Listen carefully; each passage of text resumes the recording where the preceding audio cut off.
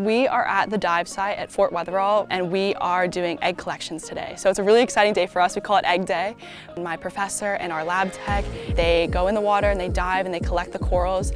And me and the other girls that work in the lab, we are shore support, and we package them up when they get back to the surface. And we transport them back to Holy Cross.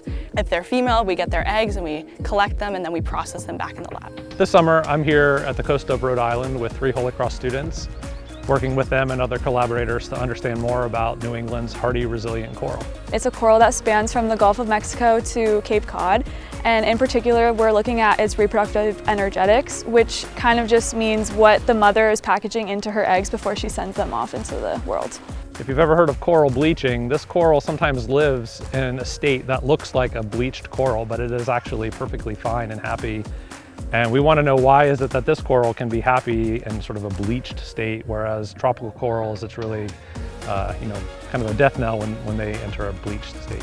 My biggest passion right now is just trying to do something to leave the earth a better place than when I found it. And having the chance to see the coral in the wild has made me realize that this is something I want to do, and marine biology is definitely something that will be in my future.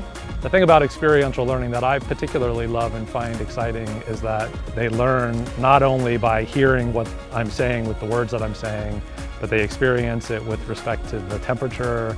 They can feel the wind blowing on them, they can see the water. They're actually able to see it in person and experience what that's like. So it's a very powerful mode of instruction and teaching.